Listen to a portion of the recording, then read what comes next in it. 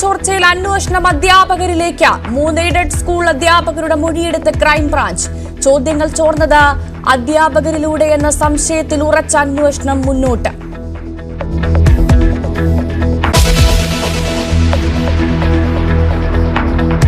പക്ഷിപ്പനിക്കാലത്ത് വന്ന നിരോധനം 7 മാസമായിട്ടും നീക്കിയില്ല. സംസ്ഥാനത്ത് താറാവ് കർഷകരുടെ ജീവിതം കടുത്ത പ്രതിസന്ധിയിൽ. നഷ്ടപരിഹാര തുക നൽകാൻ സർക്കാരിനും കഴിഞ്ഞില്ല. ഇക്കുറി ക്രിസ്മസ് വിപണിയിലും താറാവിറച്ചി ഉണ്ടാകില്ല.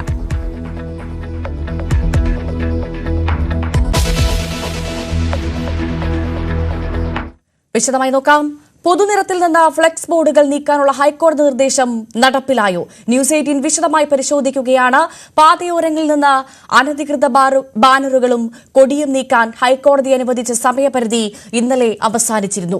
അനധികൃത ഫ്ലെക്സ് ബോർഡുകൾ നീക്കാത്ത ഇടങ്ങളിൽ തദ്ദേശ സ്ഥാപനങ്ങളിലെ സെക്രട്ടറിമാരിൽ നിന്ന് ഇന്നു മുതൽ പിഴ ഈടാക്കാനാണ് ഹൈക്കോടതി നിർദ്ദേശം. നീക്കാത്ത ഓരോ പോസ്റ്ററിനും 5000 രൂപയാണ് പിഴത്തുക.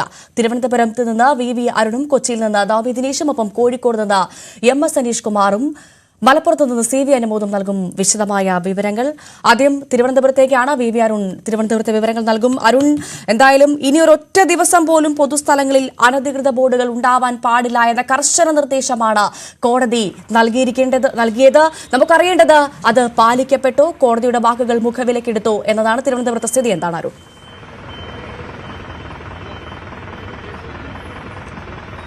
ഭവ്യ, ഹൈക്കോടതിയുടെ വിരട്ടൽ തിരുവനന്തപുരം നഗരത്തെങ്കിലും ഏറ്റുവെന്ന് പറയണം. 5000 രൂപ പിഴ ഓരോ ബോർഡിനും നൽകാൻ തദ്ദേശ സെക്രട്ടറിമാർ തയ്യാറല്ല. അതുകൊണ്ട് തന്നെ തിരുവനന്തപുരം നഗരത്തിൽ ഞാനുള്ളത് സെക്രട്ടേറിയറ്റിന് മുന്നിലാണ്. MG റോഡിൽ ഈ സെക്രട്ടേറിയറ്റിൽ AG's ഓഫീസിന്റെ മതിൽ, നമ്മളിപ്പോൾ ഈ ദൃശ്യങ്ങളിലുള്ള ഈ ഭാഗത്താണ് ഏറ്റവും അധികം ഫ്ലെക്സ് ബോർഡുകൾ സാധാരണ ഉണ്ടാകാറുള്ളത്. രാഷ്ട്രീയ പാർട്ടികളുടെ, മറ്റ് സംഘടനകളുടെ, സെക്രട്ടേറിയറ്റ് ജീവനക്കാരുടെ, എല്ലാത്തരം ഫ്ലെക്സ് ബോർഡുകളും ബാനറുകളും ഒക്കെ പതിവായി കെട്ടുന്ന സ്ഥലമാണ്. ഈ ഭാഗത്ത് ഈ മതിൽ പോലും കാണാനാകാതെ AG's ഓഫീസിന്റെ അതിമനോഹരമായ കെട്ടിടമാണ്. ഈ കെട്ടിടം വളരെ പഴക്കമുള്ള രാജഭരണകാലത്തെ, ബ്രിട്ടീഷ് ഭരണകാലത്തേക്കുള്ള മനോഹരമായ ഒരു കെട്ടിടമാണ്. ആ കെട്ടിടത്തിന്റെ ഈ ഭാഗം ഇപ്പോഴാണ് എത്രയോ മാസങ്ങൾക്ക് ശേഷം പക്ഷേ ഇവിടെ നിന്നാൽ നമുക്ക് കാണാനാകുന്നത്.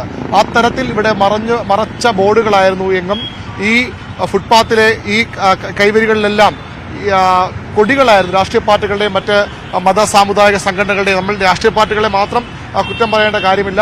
പലപ്പോഴും ഈ മത സാമൂഹിക സംഘടനകളും ഒക്കെ ഇത്തരത്തിൽ ഈ ഫ്ലെക്സ് ബോർഡുകളും അതുപോലെ തന്നെ നടപ്പാത കയ്യേറിയുള്ള കൊടിതോരണങ്ങൾ കിട്ടലുമൊക്കെ പതിവാണ് കേരളത്തിൽ എല്ലായിടത്തും, പ്രത്യേകിച്ച് തലസ്ഥാന നഗരത്തിൽ. അതൊക്കെ ഏതായാലും ഇപ്പോൾ ഈ തലസ്ഥാന നഗരത്തിൽ ഏതാനും ചെറിയ പോസ്റ്ററുകൾ, ഈ സെക്രട്ടേറിയറ്റിന്റെ മതിലിനോട് ചേർന്ന് ഏതാനും ചില പോസ്റ്ററുകൾ ഉണ്ട് എന്നതൊഴിച്ചാൽ സാധാരണ ഇവിടെ കാണുന്ന ഒരു ഫ്ലെക്സ് ബോർഡുകളുടെ, പരസ്യ ബോർഡുകളുടെ അതിപ്രസരം ഇപ്പോൾ സെക്രട്ടേറിയറ്റ് പരിസരത്തില്ല. ഞാനിന്ന് രാവിലെ തമ്പാനൂരും കിഴക്കേക്കോട്ടയും അതുപോലെ ഓവർബ്രിഡ്ജും മ്യൂസിയം പരിസരവും കോർപ്പറേഷൻ ഓഫീസിന് മുൻഭാഗവും വെള്ളയമ്പലവും ഒക്കെ പോയിരുന്നു. അവിടെയൊക്കെ തന്നെ ഇതുപോലെ വലിയ രീതിയിലുള്ള ഈ ബോർഡുകളുടെ ആധിക്യമുണ്ടാകുന്ന സ്ഥലമാണ്. പക്ഷെ അവിടെ നിന്നുമെല്ലാം മാറ്റിയിരിക്കുന്നു. വലിയ രീതിയിൽ ഈ ദിവസങ്ങളിൽ നഗരസഭയും തദ്ദേശ ഭരണ വകുപ്പും കൃത്യമായ നടപടി എടുത്തിരിക്കുന്നു. ഇപ്പോൾ ഇവിടെ ഒരു സമരം, സെക്രട്ടേറിയറ്റിൽ ആരംഭിച്ച ഒരു സമരം സെക്രട്ടേറിയറ്റിന് മുന്നിലുണ്ട്. അവിടെ സ്വാഭാവികമായും സെക്രട്ടേറിയറ്റിന്റെ മതിലിൽ തന്നെ ഫ്ലക്സും ബോർഡും ഒക്കെ ഉണ്ട്. ഇന്നലെ ഒരു 36 മണിക്കൂർ പെട്രോൾ ജീവനക്കാരുടെ നിശ്ചിതകാല പ്രക്ഷോഭമാണ്.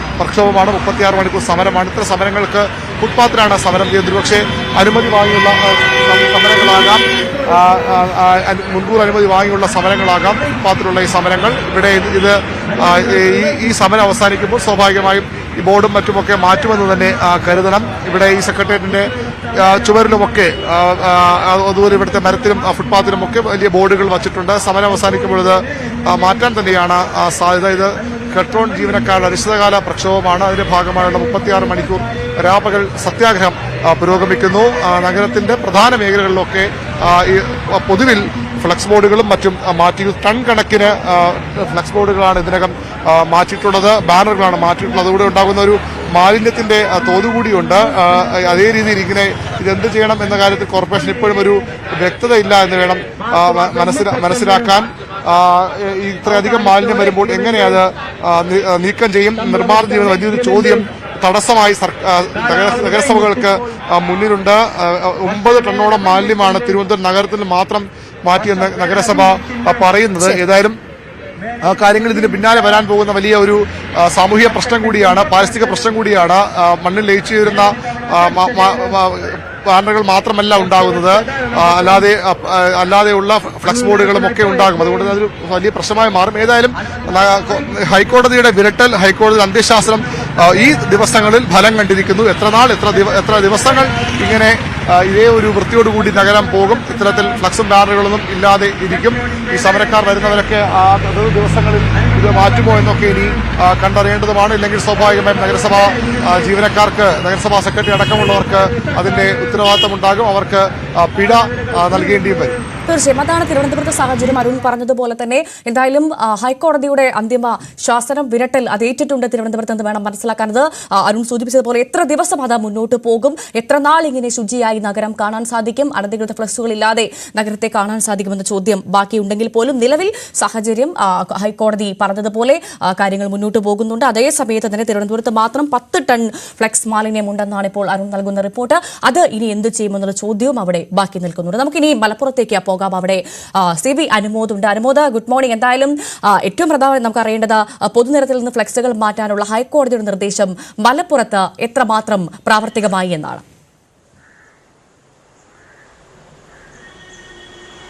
ഭവ്യ, ഞാൻ നിൽക്കുന്നത് മലപ്പുറം നഗരസഭയിലാണ്. ഇവിടെ നമുക്ക് കാണാൻ കഴിയും മലപ്പുറത്തിൻ്റെ നഗരസഭയുടെ വിവിധ ഭാഗങ്ങളിൽ നിന്ന് ശേഖരിച്ച ഫ്ലക്സുകളുടെ വലിയ ഒരു കൂമ്പാരമാണ് മലപ്പുറം നഗരസഭയിൽ നമുക്ക് കാണാൻ സാധിക്കുന്നത്. ഹൈക്കോടതിയുടെ അന്തിമ നിർദ്ദേശം വന്നതോടെ ഈ നഗരസഭയിൽ പരിധിയിലുള്ള എല്ലാ ഫ്ലക്സുകളും ഇതിനോടകം തന്നെ നീക്കം ചെയ്തു എന്നാണ് നഗരസഭ അവകാശപ്പെടുന്നത്. ഇവിടെ പല പാർട്ടികളുടെയും സംഘടനകളുടെയും അതേപോലെ പരസ്യങ്ങളുടെയും ഒക്കെ ഫ്ലക്സ് ബോർഡുകൾ വലിയ തോതിൽ കുന്നുകൂടി കിടക്കുന്ന ഒരു കാഴ്ചയാണ്. ഇതൊക്കെ തന്നെ കഴിഞ്ഞ 2-3 ദിവസങ്ങളിലായി ശേഖരിച്ച ഫ്ലക്സുകളാണ് ഇവിടെ എല്ലാം തന്നെ കൂടുതൽ. ഇത് രാഷ്ട്രീയ പാർട്ടികളുടെ ഉണ്ട്, അതല്ലാതെയുള്ള പരസ്യങ്ങളുടെ ഉണ്ട്. അത്തരത്തിൽ നഗരസഭയുടെ പരിധിയിൽപ്പെട്ട ഒരുവിധം ഫ്ലക്സുകളൊക്കെയാണ് ഇവിടെ ഇത്തരത്തിൽ ഈ നീക്കം ചെയ്ത് കൊണ്ടുവന്നിട്ടുള്ളത്. ഇനിയും നീക്കം ചെയ്യാനുണ്ട്. കാരണം നഗരസഭാ സെക്രട്ടറിയെ സംബന്ധിച്ച് ഇത് ഹൈക്കോടതി നിർദ്ദേശം പാലിക്കുക എന്നുള്ളത് വളരെ അനിവാര്യമായ ഒന്നാണ്. അല്ലെങ്കിൽ വലിയ ശിക്ഷാ നടപടികൾക്കൊക്കെ പോകേണ്ട സാഹചര്യം വരുന്നതുകൊണ്ട് തന്നെ ഈ നഗരസഭയുടെ പരിധിയിലെ എല്ലാ മേഖലകളിൽ നിന്നും ഫ്ലക്സുകൾ ഒന്നായി കൊണ്ടുവന്ന് അല്ലെങ്കിൽ ശേഖരിച്ച് ആ മേഖലകൾ വൃത്തിയാക്കുന്ന നടപടികളാണ് ഉണ്ടായിരിക്കുന്നത്. എന്നാൽ പോലും ഇത് പൂർണ്ണമായി എന്ന് പറയാനാകില്ല. മലപ്പുറത്തിൻ്റെ വിവിധ മേഖലകളിൽ പ്രത്യേകിച്ച് പലയിടത്തും രാഷ്ട്രീയ സമ്മേളനങ്ങളൊക്കെ നടക്കുന്നുണ്ട്. അപ്പോൾ അതിൻ്റെ ഒന്നും മുഴുവൻ നീക്കം ചെയ്യാൻ കഴിഞ്ഞിട്ടില്ല എന്നാണ് നഗരസഭാ അധികൃതരൊക്കെ തന്നെ വ്യക്തമാക്കിയിട്ടുള്ള വിഷയത്തോടുകൂടി ഇതെല്ലാം തന്നെ നീക്കം ചെയ്ത് ഹൈക്കോടതിയുടെ ഉത്തരവ് പൂർണ്ണമായും പാലിക്കുമെന്ന ഒരു വിശദീകരണമാണ് നഗരസഭയുടെ ഭാഗത്തുനിന്നും ഉണ്ടായിരിക്കുന്നത്. വരും മണിക്കൂറുകളിൽ നമുക്ക് ഈ മാലിന്യങ്ങൾ എന്ത് ചെയ്യുമെന്ന കാര്യത്തിലും തുടർ നടപടികൾ എന്തെല്ലാം ഉണ്ടാകുമെന്ന കാര്യത്തിലൊക്കെ നഗരസഭാ ചെയർമാൻ്റെ എല്ലാം തന്നെ പ്രതികരണം ഉണ്ടാകും. എന്നാണെങ്കിലും നിലവിലെ സാഹചര്യത്തിൽ നമുക്ക് മലപ്പുറം നഗരസഭയിലെ കാണാൻ കഴിയുന്ന കാഴ്ചകൾ ഇപ്രകാരമാണ്. പ്രധാനപ്പെട്ട റോഡുകളിലൊക്കെ തന്നെ ഉണ്ടായിരുന്ന ഫ്ലക്സ് ബോർഡുകൾ ഒന്നായി ശേഖരിച്ച് ഇവിടെ കൂട്ടിയിട്ടിരിക്കുകയാണ്. ഇനി ഇതെന്ത് ചെയ്യും അതാണ് പ്രധാന ചോദ്യം, അതെന്ത് ചെയ്യും എന്നുള്ളതാണ്. കാരണം അനുമോദ് പറഞ്ഞതുപോലെ പൂർണ്ണമായിട്ടില്ല നടപടിക്രമങ്ങൾ, കാരണം പൂർണ്ണമായിട്ടില്ല ഫ്ലെക്സ് ബോർഡുകൾ ശേഖരിക്കൽ എന്നുള്ളത് മനസ്സിലാക്കുന്നു. പക്ഷെ അപ്പോൾ പോലും നമുക്ക് കാണാൻ ദൃശ്യങ്ങളിൽ വളരെ വ്യക്തമായി കാണാൻ സാധിക്കും ഒരു കുന്നുപോലെ കൂട്ടിയിട്ടിരിക്കുകയാണ് ഈ ഫ്ലെക്സ് മാലിന്യങ്ങളൊക്കെ. അത് ഇനി എന്ത് ചെയ്യുമെന്നുള്ള ചോദ്യം അവശേഷിക്കുമ്പോൾ അതിന് ഉത്തരം നൽകേണ്ടത് ആരാണ്, അവരത് എപ്പോഴത്തേക്ക് നൽകും എന്നാണ് അറിയാൻ സാധിച്ചത്. അനുമോദ്, അതുതന്നെയാണ് ഏറ്റവും പ്രധാനപ്പെട്ട കാര്യം. നമ്മളിന്ന് അല്പസമയത്തിനകം തന്നെ നഗരസഭാ ചെയർമാനുമായി കാണുന്നുണ്ട്. അദ്ദേഹം ഇക്കാര്യത്തിൽ നഗരസഭയുടെ ഭാഗത്തുള്ള വിശദീകരണം എന്തെല്ലാമാണെന്ന് പങ്കുവയ്ക്കുമെന്നാണ് നമുക്ക് മനസ്സിലാക്കാൻ കഴിയുന്നത്. രാവിലെ അദ്ദേഹവുമായി സംസാരിച്ചിരുന്നു.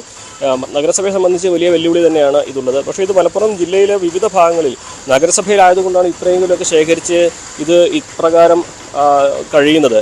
പല പഞ്ചായത്തുകളിലും മറ്റ് പല നഗരസഭകളിലും ഈ സാഹചര്യമല്ല ഉള്ളത്. അതൊക്കെ കുറെ കൂടി ഗൗരവമായ സാഹചര്യങ്ങളാണ് തീർത്തിരിക്കുന്നത്. പ്രത്യേകിച്ച് ഈ ഞാൻ നേരത്തെ സൂചിപ്പിച്ച രാഷ്ട്രീയ സമ്മേളനങ്ങളൊക്കെ നടക്കുന്ന ഇടങ്ങളൊക്കെ ഉണ്ട്. അവിടെ നിന്നൊക്കെ ഫ്ലക്സുകൾ നീക്കം ചെയ്യുക എന്നുള്ളത് പ്രായോഗികമായിട്ട് അത്ര എളുപ്പമുള്ള കാര്യമല്ല. അതിൻ്റേതായ പ്രായോഗിക ബുദ്ധിമുട്ടുകൾ ആ മേഖലയിലുള്ളവർ തന്നെ പങ്കുവയ്ക്കുന്നുണ്ട്. അപ്പോൾ എന്തുകൊണ്ടാണെങ്കിലും ഹൈക്കോടതിയുടെ നിർദ്ദേശം പാലിക്കാൻ ബാധ്യസ്ഥരാണ് ഏത് സാഹചര്യത്തിലാണെങ്കിലും എല്ലാ തദ്ദേശ ഭരണ സ്ഥാപനങ്ങളും. ആ ഘട്ടത്തിലാണ് മലപ്പുറം നഗരസഭ അവരുടെ പരിധിയിൽപ്പെട്ട ഫ്ലക്സുകൾ ഏറെക്കുറെ നീക്കം ചെയ്തു എന്ന് അവകാശപ്പെടുന്നത്. എന്നാണെങ്കിലും ഇത് എന്തു ചെയ്യും, ഇനി തുടർ നീക്കങ്ങൾ, അതായത് ഇപ്പോൾ ഇത് സാധാരണഗതിയിൽ ഫ്ലക്സ് വയ്ക്കുക എന്നുള്ളത് എല്ലാവരും ഒരു സമയപരിധി വെച്ച് പതിവുള്ളതാണ്. ഇനി അത് ഇല്ലാതെ ആക്കുവാൻ അതൊരു ശീലമാണ്. ആ ശീലം മറികടക്കാൻ, അല്ലെങ്കിൽ ആ ശീലം കർശന നിർദ്ദേശങ്ങളെ കൊണ്ട് മറികടക്കുവാൻ എന്തെല്ലാം നടപടികൾ സ്വീകരിക്കേണ്ടി വരും എന്നൊക്കെ കണ്ടറിയേണ്ട കാര്യം തന്നെയാണ്. എന്നാലും നമുക്ക് വരും മണിക്കൂറുകളിൽ നഗരസഭാ ചെയർമാൻ്റെയും മറ്റ് ഉദ്യോഗസ്ഥരുടെയൊക്കെ പ്രതികരണം ഈ ഒരു വിഷയത്തിൽ ലഭ്യമാക്കാനാകുമെന്നാണ് പ്രതീക്ഷിക്കുന്നത്. തീർച്ചയായും അത്തരത്തിൽ തന്നെയാണ്. എന്തായാലും മലപ്പുറത്തും ഏറെക്കുറെ ഇത്തരത്തിൽ ഫ്ലെക്സ് ബോർഡുകൾ നീക്കം ചെയ്തിട്ടുണ്ടെന്നാണ് അനുമോദം നൽകുന്ന റിപ്പോർട്ടിൽ നിന്ന് മനസ്സിലാക്കുന്നത്. പക്ഷേ അപ്പോൾ പോലും അത് പൂർണ്ണമായിട്ടില്ല. കോടതിയുടെ നിർദ്ദേശം അത് ഏത് സാഹചര്യത്തിലാണെങ്കിലും പാലിക്കാൻ അധികൃതർ ബാധ്യസ്ഥരാണത്. അതുകൊണ്ട് തന്നെ ഇത് പൂർണ്ണമായും നമുക്ക് പ്രതീക്ഷിക്കാം അത്തരത്തിലുള്ള പൂർണ്ണമായും ഫ്ലെക്സുകൾ മാറ്റുമെന്ന്. പക്ഷേ എത്ര നാൾ അത് നീണ്ടു നിൽക്കുമെന്ന കാര്യം സംശയമാണ്. അനുമോദം തന്നെ പറഞ്ഞതുപോലെ ഇതൊരു ശീലമാണ് ഫ്ലെക്സുകൾ വെക്കുന്നത്. അപ്പോൾ ഈ കർശന നടപടികളിലൂടെ എത്രമാത്രം ആ ശീലം കുറയ്ക്കാൻ സാധിക്കുമെന്നാണ് ഇനി കണ്ടറിയേണ്ടത്. നമ്മൾ ഇനി കൊച്ചിയിലേക്കാണ്. അവിടെ നവമി ദിനേശ് ഉണ്ട്. Navami, good morning. എന്തായാലും കൊച്ചിയിൽ പാലിക്കപ്പെട്ടോ? പ്രത്യേകിച്ചും ഹൈക്കോടതി കൊച്ചിയിൽ തന്നെയാണ്. അതുകൊണ്ട് തന്നെ സ്വാഭാവികമായും കർശനമായി ഇത് പാലിക്കേണ്ടി വരും കൊച്ചി നഗരത്തിന്. അതുകൊണ്ട് തന്നെ പൂർണ്ണമായും ഫ്ലെക്സുകൾ മാറ്റിയോ? എന്താണ് അവിടുത്തെ സ്ഥിതി? വിവരങ്ങൾ.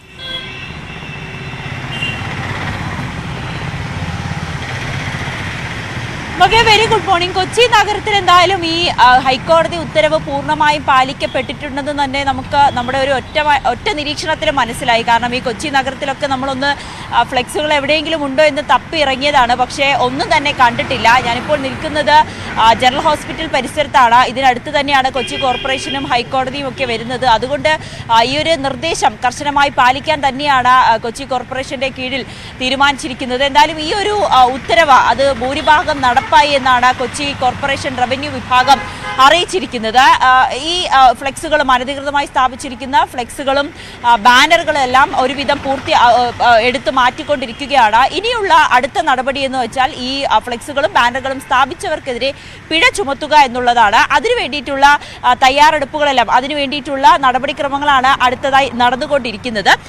ഇതിൽ ഏറ്റവും പ്രധാനപ്പെട്ട കാര്യം ഓരോ ദിവസവും നീക്കം ചെയ്യുന്ന ബോർഡുകളുടെ എണ്ണവും ഈടാക്കിയ പിഴത്തുകയും രജിസ്റ്റർ ചെയ്ത കേസുകളുടെ എണ്ണവും ക്രോഡീകരിക്കാൻ സോണൽ ഓഫീസർക്കും ഓഫീസർമാർക്ക് നിർദ്ദേശം നൽകിയിട്ടുണ്ടെന്നാണ് നമുക്ക് അറിയാൻ സാധിക്കുന്നത്. വരും ദിവസങ്ങളിലും ഈ പരിശോധന തുടരുകയും ചെയ്യും. ഈ കളമശ്ശേരി, തൃപ്പൂണിത്തുറ, അങ്കമാലി, അതോടൊപ്പം കോതമംഗലം, ഏലൂർ, തൃക്കാക്കര, പിറവം ഭാഗത്താണ് പ്രധാനമായും നിരീക്ഷണമുള്ളത്. ഇതിൽ കളമശ്ശേരി പരിധിയിലുള്ള ഈ പാതയോരങ്ങളിലെ അനധികൃത ബാനറുകളും കൊടിത്തോരണങ്ങളും എല്ലാം മാറ്റിയിട്ടുണ്ടെന്നും അറിയിക്കുകയും ചെയ്തിട്ടുണ്ട്. മറ്റൊരു പ്രധാനപ്പെട്ട കാര്യം തൃപ്പൂണിത്തുറയിലാണ്. ഭവ്യ, തൃപ്പൂണിത്തുറയിൽ ഈ ബോർഡ് നീക്കം ചെയ്യാനെത്തിയ നഗരസഭാ സെക്രട്ടറിയെയും ജീവനക്കാരെയും ഒരു കടയുടമ ഭീഷണിപ്പെടുത്തുകയും അസഭ്യം പറയുകയും ഒക്കെ ചെയ്തിട്ടുണ്ട്. ഇതിന്റെ അടിസ്ഥാനത്തിൽ ഹിൽ പാലസ് പോലീസിന് ഈ നഗരസഭ കേസ് നൽകിയിട്ടുണ്ട്. ഇതിൽ കേസെടുത്ത് ഇപ്പോൾ ഈ കട ജീവനക്കാരനെതിരെ കേസെടുത്തിട്ടുണ്ട് ഹിൽ പാലസ് പോലീസ് എന്ന് നമുക്ക് അറിയാൻ സാധിക്കുന്നുണ്ട്.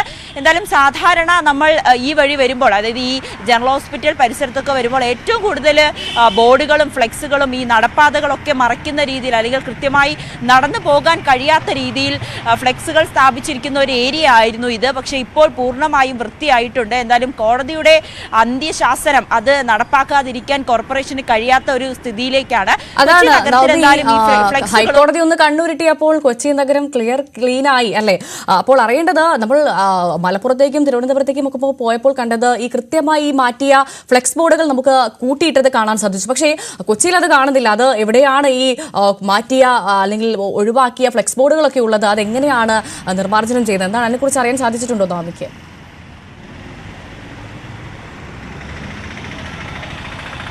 ബബ, എനിക്ക് തോന്നുന്നു ഈ ഹൈക്കോടതിയുടെ അന്ത്യശാസനം വന്ന സമയം മുതൽ തന്നെ കൊച്ചി നഗരത്തിൽ ഇത്തരത്തിലുള്ള ക്ലീനിങ് പരിപാടികളെല്ലാം ആരംഭിച്ചു കഴിഞ്ഞു. എന്തായാലും ഇന്നലെ അവസാനത്തെ ദിവസമാകാൻ കൊച്ചി കോർപ്പറേഷൻ കാത്തിരുന്നില്ല എന്ന് തന്നെ നമുക്ക് അറിയാൻ സാധിക്കുന്നുണ്ട്. എന്തായാലും കോർപ്പറേഷനിൽ തന്നെയാണ് ഈ ബോർഡുകളെല്ലാം കൂട്ടിയിട്ടിരിക്കുന്നത്. നമുക്ക് കുറച്ച് അടുത്തേക്ക് പോകേണ്ടതുണ്ട് കോർപ്പറേഷനിലേക്ക്. അവിടെ തന്നെയാണ് ഈ ബോർഡുകളെല്ലാം കൂട്ടിയിട്ടിരിക്കുന്നതെന്നാണ് നമുക്ക് അറിയാൻ സാധിക്കുന്നത്. എന്തായാലും അതിനി കത്തിക്കാനാണോ അതോ മറ്റ് റീസൈക്ലിംഗ് പ്രോസസ്സിലേക്ക് ഈ കോർപ്പറേഷൻ കടക്കുമോ എന്നതൊക്കെ നമുക്ക് അറിയേണ്ടതുണ്ട്. അത് മേയറുമായിട്ടൊക്കെ സംസാരിച്ചാൽ മാത്രമേ നമുക്ക് അതുമായി ബന്ധപ്പെട്ട വിവരങ്ങളും അറിയാൻ സാധിക്കുകയുള്ളൂ. എന്തായാലും കൊച്ചി നഗരം ഈ ബോർഡുകളും ഈ ബാനറുകളും ഒക്കെ മുക്തമായ ഒരു നഗരമായി മാറിക്കഴിഞ്ഞു. ഹൈക്കോടതിയുടെ ഒരു വിരട്ടൽ അതെന്തായാലും നല്ല രീതിയിൽ കൊച്ചിയെ സംബന്ധിച്ച് ഏറ്റിട്ടുണ്ട്. ഭവ്യ.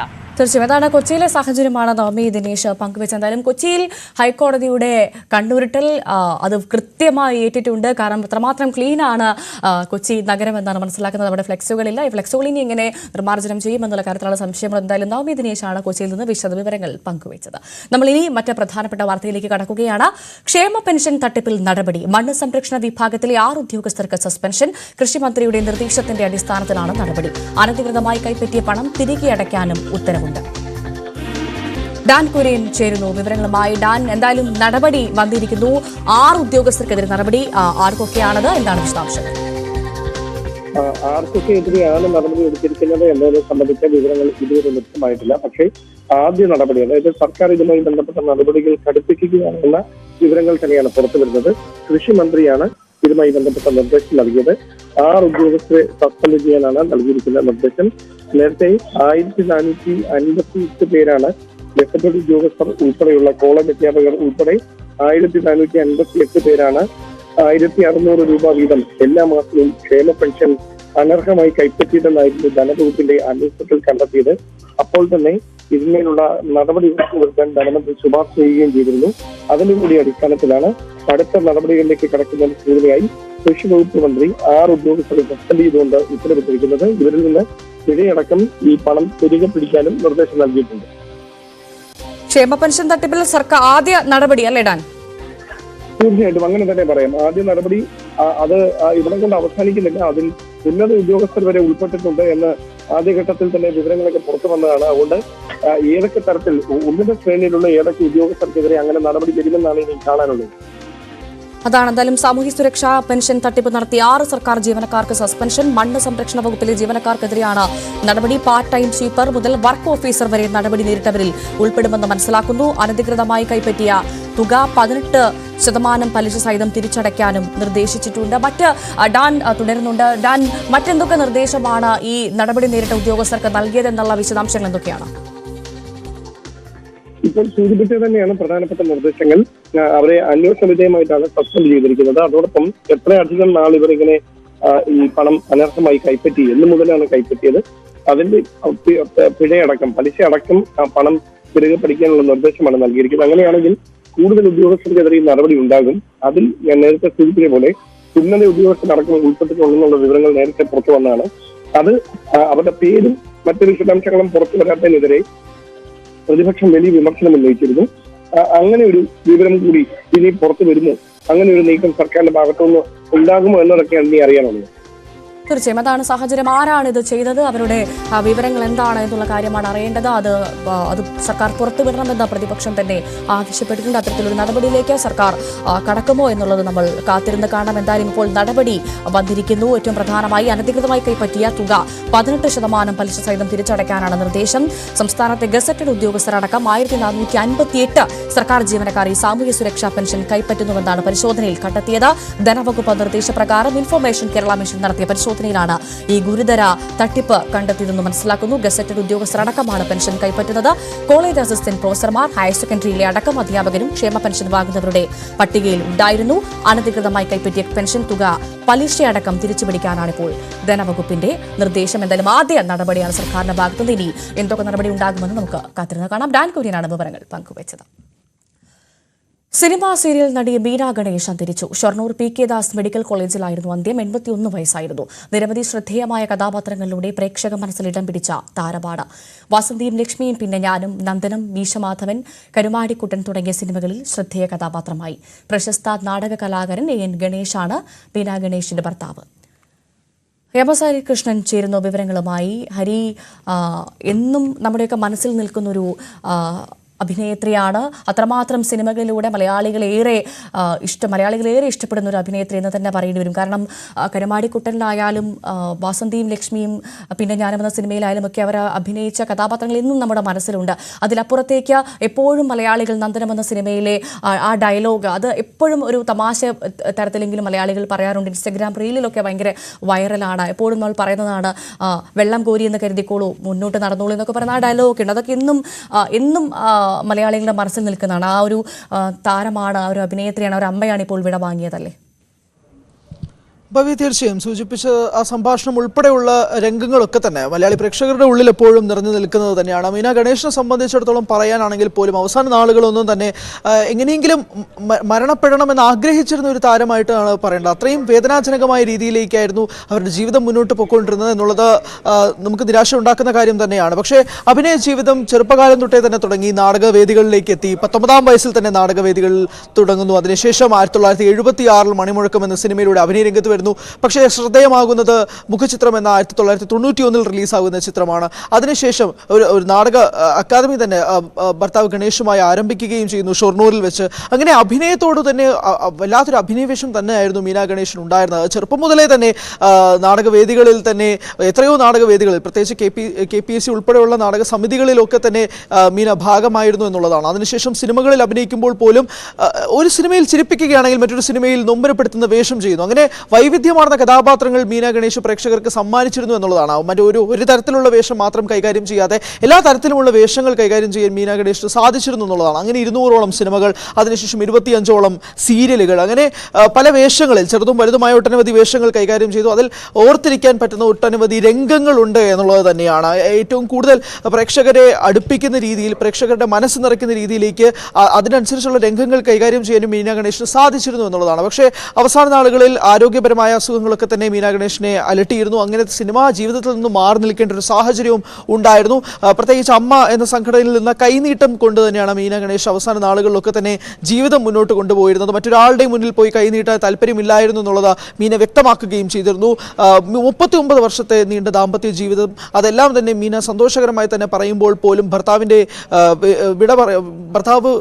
വിയോഗത്തിന് ശേഷം മീനയുടെ ജീവിതം സുഖകരമായിരുന്നില്ല എന്നുള്ളത് മീന വ്യക്തമാക്കുകയും ചെയ്തിരുന്നു. പക്ഷേ അഭിനയ മേഖലയിൽ സംബന്ധിച്ചിടത്തോളം ചെറുപ്പകാലം മുതൽ തന്നെ നാടകത്തിൽ സജീവമായി മാറുക, തുടർന്ന് സിനിമയിലേക്ക് എത്തുക, അതിനുശേഷം സീരിയൽ പരമ്പരകളിലേക്ക് എത്തുക, അങ്ങനെ അഭിനയത്തിന്റെ വിവിധ മേഖലകളിൽ തന്നെ മീന ഗണേഷ് കയ്യൊപ്പ് ചാർത്തിയിരുന്നു എന്നുള്ളതാണ് മീനയുടെ അഭിനയ ജീവിതത്തിൽ നിന്ന് നമുക്ക് വ്യക്തമാക്കേണ്ടത്. അതോടൊപ്പം തന്നെയാണ് ഈ ഒരു വാർത്ത പ്രത്യേകിച്ച് മലയാളി പ്രേക്ഷകരെ സംബന്ധിച്ചിടത്തോളം ഞെട്ടിപ്പിക്കുന്നതാണ്. ഭവ്യ സൂചിപ്പിച്ചതുപോലെയുള്ള രംഗങ്ങളൊക്കെ തന്നെ എന്നും ഓർത്തിരിക്കുകയും ഇൻസ്റ്റഗ്രാമിൽ ട്രെൻഡിങ് ആവുകയും സാധാരണ ജീവിതത്തിൽ തന്നെ നമ്മൾ ഉപയോഗിക്കുന്ന പല സംഭാഷണങ്ങളും ഒക്കെ തന്നെ സമ്മാനിച്ചുകൊണ്ടാണ് മീന ഗണേഷിൻ്റെ ഒരു വിടപറയിൽ നടക്കുന്നത്. അപ്പോൾ എന്തായാലും ഷൊർണൂരിലാണ് മരണം സംഭവിച്ചത്. ഷൊർണൂരിലെ സ്വകാര്യ ആശുപത്രിയിലായിരുന്നു മീന ഗണേഷിൻ്റെ മരണം. രാവിലെയോട് തന്നെയാണ് ആ മരണം സ്ഥിരീകരിക്കുകയും ചെയ്തിട്ടുള്ളത്. പക്ഷേ എന്തായാലും അവസാന നാളുകളിൽ ഒരു വല്ലാത്ത കഷ്ടത അനുഭവിക്കുകയായിരുന്നു മീന എന്നുള്ളത് നിസ്സംശയം പറയാൻ സാധിക്കും. അത് അവർ തുറന്നു പറയുകയും ചെയ്തിട്ടുണ്ട്. എന്നാൽ പോലും ജീവിതത്തിൽ, പ്രത്യേകിച്ച് അഭിനയ ജീവിതത്തിൽ ഉണ്ടായിട്ടുള്ള കയ്യൊപ്പുകൾ ചാർത്തിക്കൊണ്ട് മലയാളി പ്രേക്ഷകർക്ക് എന്നും ഓർത്തിരിക്കാൻ സമ്മാനിക്കുന്ന വേഷങ്ങൾ ചെയ്തുകൊണ്ടാണ് മീന വിട പറയുന്നത്. തീർച്ചയായും ഹരികൃഷ്ണനാണ് വിവരങ്ങൾ പങ്കുവച്ചത്. മറ്റൊരു പ്രധാനപ്പെട്ട വാർത്തയിലേക്ക്. മന്ത്രിസ്ഥാനത്ത് AK ശശീന്ദ്രൻ തുടരട്ടെ എന്ന CPM സംസ്ഥാന നേതൃത്വം. പാർട്ടി നിലപാട് CPM കോർഡിനേറ്റർ പ്രകാശ് കാരാട്ടിനെ അറിയിച്ചു. CPM കേന്ദ്ര നേതൃത്വത്തെ മുഖ്യമന്ത്രിയും നിലപാട് അറിയിച്ചതായാണ് സൂചന. VV അരുൺ ചേരുന്നു വിവരങ്ങളുമായി. അരുൺ, തോമസ് K തോമസിനെ മന്ത്രിയാക്കുന്നതിൽ മുഖ്യമന്ത്രിക്ക് അതൃപ്തിയുണ്ട് എന്നുള്ള തരത്തിലുള്ള വിവരങ്ങളൊക്കെ പുറത്തു വന്നിരുന്നു. ഇപ്പോൾ ഇതാ വരികയാണ് AK ശശീന്ദ്രൻ തന്നെ തുടരട്ടെ എന്നുള്ള തീരുമാനം CPM അറിയിച്ചു എന്ന് മനസ്സിലാക്കുന്നു. ഇത് അന്തിമ തീരുമാനമാണോ? എന്താണ് വിശദാംശങ്ങൾ? NCPയുടെ ഔദ്യോഗിക വിഭാഗത്തിന്റെ ആവശ്യമാണ് ശശീന്ദ്രനെ മാറ്റി തോമസിന് പകരം മന്ത്രിയാക്കണമെന്നുള്ളത്. ശശീന്ദ്രൻ വിഭാഗം അതിനോട് യോജിക്കുന്നില്ല. തോമസ് ആണ് കഴിഞ്ഞ ദിവസവും ഡൽഹിയിൽ പോയി കടുപ്പാവാറിലെ ദേശീയ അധ്യക്ഷനെ കാണാൻ ഉപയോഗിച്ചില്ല. പക്ഷേ NCP നേതൃത്വം CPMന്റെ പൊളിറ്റ് ബ്യൂറോ അംഗം പാർട്ടി കോർഡിനേറ്റർ പ്രകാശ് കാരാട്ടുമായി ചർച്ച നടത്തിയിരുന്നു. തോമസിനെ മന്ത്രിയാക്കണം. കാരണം ആരെയാണ് മന്ത്രിയാക്കേണ്ടത് തീരുമാനിക്കേണ്ടത് പാർട്ടിയുടെ അവകാശമാണ്. NCPക്ക് ഇടപെടി നൽകിയ മന്ത്രിസ്ഥാനത്ത് ആരെ കൊണ്ടുവരണമെന്ന് തീരുമാനിക്കുന്ന അവകാശം പാർട്ടിക്കുണ്ട്. മുഖ്യമന്ത്രിയാണ് മന്ത്രിസഭയിലെ മന്ത്രിമാരെ തീരുമാനിക്കുന്നതെങ്കിൽ പാർട്ടിയുടെ അവകാശങ്ങൾ കൂടി സാധാരണ പോകരുതെന്നൊരു അഭിപ്രായം NCP നേതൃത്വം അറിയിച്ചു.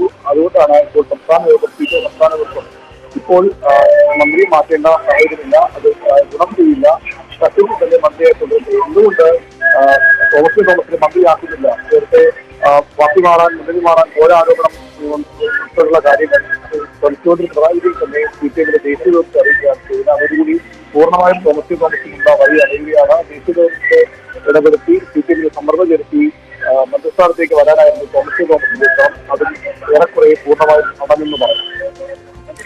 അതാണ് സാഹചര്യം. എന്തായാലും ശരത് പവാറിന്റെയും CPM ദേശീയ കോർഡിനേറ്റർ പ്രകാശ് കാരാട്ടിന്റെയും സാന്നിധ്യത്തിൽ ഇന്നലെ ഒരു ചർച്ച നടന്നിരുന്നു. ആ ചർച്ചയിലും തീരുമാനമായില്ല. ഇതിന്റെയൊക്കെ പിന്നാലെയായിരിക്കും ഒരുപക്ഷേ ഇപ്പോൾ മന്ത്രിസ്ഥാനത്ത് AK ശശീന്ദ്രൻ തുടരട്ടെ എന്ന് CPM സംസ്ഥാന നേതൃത്വം തീരുമാനമെടുത്തത്. PV അരുണാണ് വിശദവിവരങ്ങൾ പങ്കുവച്ചത്. ഒരിടവേള.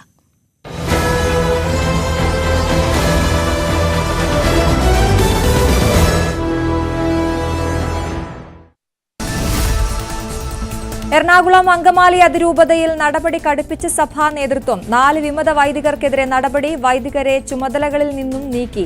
ബസിലിക്കയിലെ അഡ്മിനിസ്ട്രേറ്ററായിരുന്ന ഫാദർ വർഗീസ് മണവാളന് പ്രീസ്റ്റ് ഹോമിലേക്ക് മാറാൻ നിർദ്ദേശം. ഇടവകകളുടെ ചുമതലയുണ്ടായിരുന്ന father Joshy Vezhaparambil, father Thomas Valookkaran, father Benny Palatty എന്നിവർക്കെതിരെയും നടപടി. ഏകീകൃത കുർബാന അർപ്പിക്കാത്ത വിമതർക്കെതിരായ നടപടിക്ക് മുന്നോടിയായി ട്രൈബ്യൂണലും രൂപീകരിക്കും. എറണാകുളം അങ്കമാലി അതിരൂപതയിലെ വൈദികർക്കെതിരായ നടപടി അംഗീകരിക്കാൻ കഴിയില്ലെന്ന വിമത വിഭാഗം. നടപടി കോടതി അലക്ഷ്യമെന്ന് ഫാദർ കുര്യാക്കോസ് മുണ്ടാടൻ. സഭാ നിയമങ്ങൾ വളച്ചൊടിക്കുന്നു, നീതി ലഭിക്കാത്തത് കൊണ്ടാണ് കോടതിയിൽ പോയതെന്നും ഫാദർ മുണ്ടാടൻ. NCPയിലെ മന്ത്രിമാറ്റ ചർച്ചകൾ അനിശ്ചിതത്വത്തിൽ. തോമസ് കെ തോമസിന് മന്ത്രിയാകാൻ താൻ എതിരല്ലെന്നും മന്ത്രി AK ശശീന്ദ്രൻ. താൻ തടസ്സം നിൽക്കില്ല, പക്ഷെ പാർട്ടിക്ക് മന്ത്രിസഭയിൽ പ്രാതിനിധ്യം വേണം. ശരത് പവാറുമായി തോമസ് കെ തോമസ് നടത്തിയത് സ്വകാര്യ സംഭാഷണമായിരുന്നെന്നും വിശദാംശം അറിയില്ലെന്നും ശശീന്ദ്രൻ. ശരത് പവാർ വിളിച്ചിട്ടാണ് ദില്ലിയിൽ പോയി അദ്ദേഹത്തെ കണ്ടതെന്ന് തോമസ് കെ തോമസ് MLA. മുഖ്യമന്ത്രിയെ ഉടൻ കാണും. മന്ത്രിമാറ്റത്തിൽ പാർട്ടി തീരുമാനം നടപ്പാകില്ലെന്ന് ആരും പറഞ്ഞിട്ടില്ലെന്നും തോമസ് കെ തോമസ്. മന്ത്രി ആരെന്ന് ദേശീയ നേതൃത്വം തീരുമാനിക്കും. അനാവശ്യ വിവാദങ്ങൾക്കില്ലെന്നും തോമസ് കെ തോമസ്.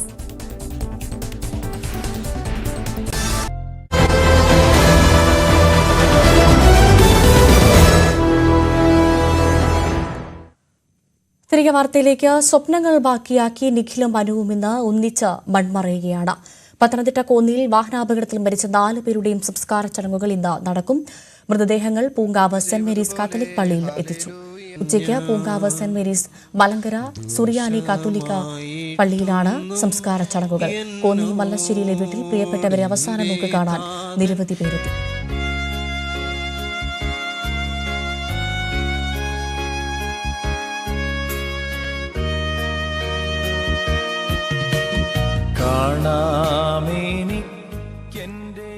ശശിനാരായണൻ ചേരുന്നു വിവരങ്ങളുമായി.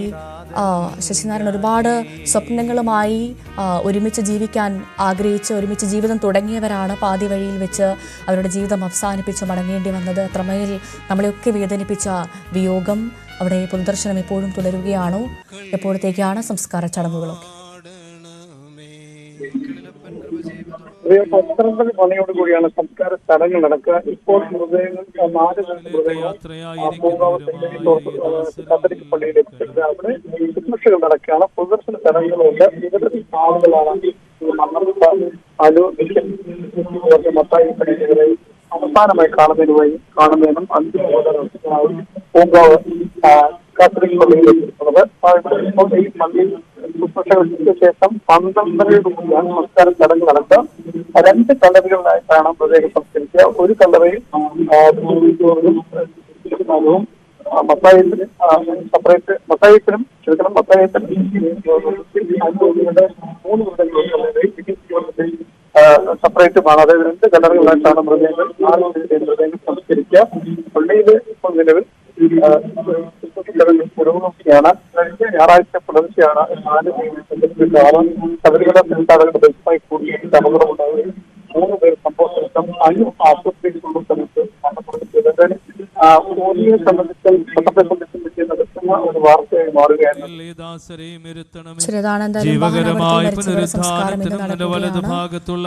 പൊതുദർശനം അവിടെ പുരോഗമിക്കുകയാണ്. സംസ്കാര ചടങ്ങുകൾ നടക്കും. പൂങ്കാവ് സെന്റ് മേരീസ് ദേവാലയത്തിലാണ് സംസ്കാരം. നിന്റെ വലതുഭാഗത്തുള്ള തിരഞ്ഞെടുക്കപ്പെട്ടവരോടുകൂടെ മഹത്വത്തിലെ ദാസർ ശോഭിക്കുമാറാകണമേ. കർത്താവേ, ക്ഷണികവും അപകടപൂർണമായ ഈ ജീവിതത്തിൽ അവശേഷിച്ചിരിക്കുന്ന പാപികളും നിന്റെ ദാസരുമായി ഞങ്ങളെ നിനക്ക് പ്രീതികരമായ അന്ത്യത്തിന് യോഗ്യരാക്കണമേ. ഞങ്ങളിൽ ഒരുവനെയും നിന്റെ രാജ്യത്തിൽ നിന്ന് അന്യനാക്കി തീർക്കരുതേ. സ്നേഹപൂർവം നീ വന്ന് ഞങ്ങളെ രക്ഷിച്ചതുപോലെ വീണ്ടും വന്ന് നിനക്ക് യോഗ്യമായ നിലയിൽ ഞങ്ങളെ ഒരുക്കിക്കൊള്ളണമേ. പിതാവിനോടും പരിശുദ്ധാത്മാവിനോടുമൊപ്പം രക്ഷയും പരിത്രാണവും നിർവഹിക്കുന്നു നീയാകുന്നുവല്ലോ. ബാർക്കുമോ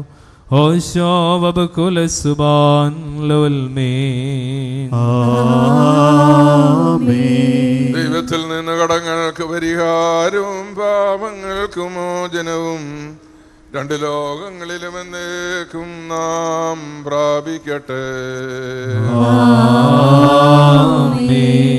ജീവദനേ മൃതിയാർന്നോരേ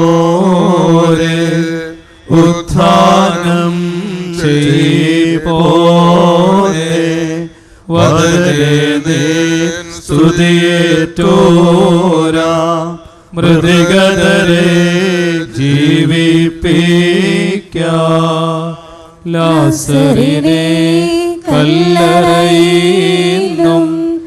ആഹ്വാനം ചെയ്തൊരു നാഥ വിശ്വാസ തൊടുമൃതി പൂണ്ടോ ഉത്ഥാനം നൽകിയിടേണമേ.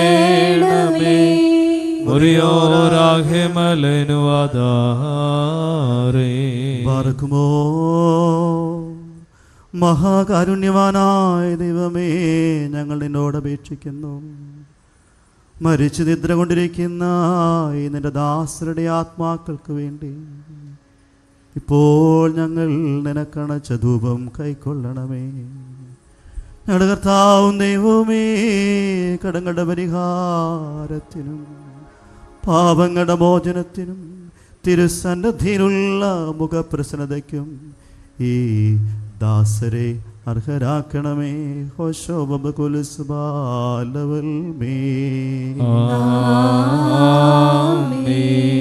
കൈക്കൊള്ളുക നാഥ നിന്ദാസൻ തൻ സംസ്കാരെ ഞങ്ങളണച്ചോ ഈ പരിമളധൂപം നിന്നിൽ ശരണിതരായി മരണമടഞ്ഞോർക്കാശ്വാസ സ്മരണകളിതിനാൽ നൽകേണം നാഥ. ബാറക്കുമോ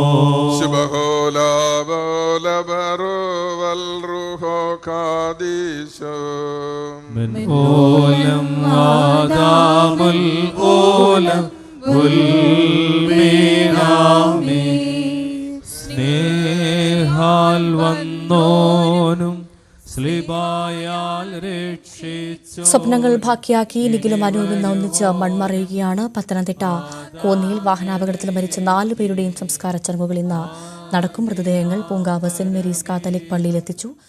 ഉച്ചയ്ക്ക് പൂങ്കാവ് സെന്റ് മേരീസ് മലങ്കര സുറിയാനി കാത്തോലിക്ക പള്ളിയിലാണ് സംസ്കാര ചടങ്ങുകൾ. ഇപ്പോൾ പൊതുദർശനം പുരോഗമിക്കുകയാണ്. ചോദ്യപേപ്പർ ചോർച്ച അന്വേഷണം അധ്യാപകരിലേക്ക്. 3 എയ്ഡഡ് സ്കൂളുകളിലെ അധ്യാപകരെ ക്രൈംബ്രാഞ്ച് ചോദ്യം ചെയ്തു. ചോദ്യപേപ്പർ ചോർന്നത് ഇവരിലൂടെയെന്നാണ് സംശയം. MS അനീഷ് കുമാർ നൽകും കൂടുതൽ വിവരങ്ങൾ. അനീഷ്, ഈ MS സൊല്യൂഷൻസിന്റേത് രാജ്യദ്രോഹപരമായ വെല്ലുവിളിയാണ്, ഗൗരവത്തിൽ തന്നെയാണ് അന്വേഷണം നടക്കുന്നത്. ഇന്നലെ നമ്മളോട് മന്ത്രി വി ശിവൻകുട്ടി, വിദ്യാഭ്യാസ മന്ത്രി, പറഞ്ഞത് നമ്മൾ കേട്ടതാണ്. പക്ഷേ ഇപ്പോഴിതാ അധ്യാപകരിലേക്ക് അന്വേഷണം പോകുന്ന സാഹചര്യം, എന്താണ് വിവരങ്ങൾ? കൊടുവള്ളി മേഖലയിലെ 3 എയ്ഡഡ് സ്കൂൾ അധ്യാപകരെയാണ് ഇന്നലെ അന്വേഷണ സംഘം ചോദ്യം ചെയ്തിരിക്കുന്നത്. ഇവർക്ക് ഈ ചോദ്യപേപ്പർ ചോർച്ചയുമായി പങ്കുണ്ടോ എന്ന സംശയമാണ് ഉയർന്നിരിക്കുന്നത്. പ്രത്യേകിച്ചും ഈ MS സൊല്യൂഷൻസിന്റെ ഉടമ ഷുഹൈബുമായി അടുത്ത ബന്ധം പുലർത്തുന്ന അധ്യാപകരാണ്. ഈ കൊടുവള്ളി മേഖലയിലാണ് ഈ സ്ഥാപനം പ്രവർത്തിക്കുന്നത്. അതുകൊണ്ട് തന്നെ കൊടുവള്ളിയുടെ സമീപപ്രദേശങ്ങളിലുള്ള സ്കൂളുകളുമാണിത്. അതുകൊണ്ട് അവരിലേക്കാണ് അന്വേഷണം ഇപ്പോൾ പോയിക്കൊണ്ടിരിക്കുന്നത്. ഈ ഷുഹൈബും അല്ലെങ്കിൽ അവിടുത്തെ മറ്റ് അധ്യാപകരുമായി ഈ ചോദ്യം ചെയ്യപ്പെട്ട അധ്യാപകർക്കുള്ള ബന്ധം, അവർക്ക് മൊബൈൽ ഫോണിലൂടെയും മറ്റും നിരന്തരമായ ആശയവിനിമയങ്ങൾ നടക്കുന്നുണ്ടോ, ഒപ്പം ഈ മറ്റ് പണം ഇടപാടുകൾ മറ്റും നടക്കുന്നുണ്ടോ എന്നൊക്കെയുള്ള കാര്യങ്ങൾ അവർ ചോദിച്ചറിയും.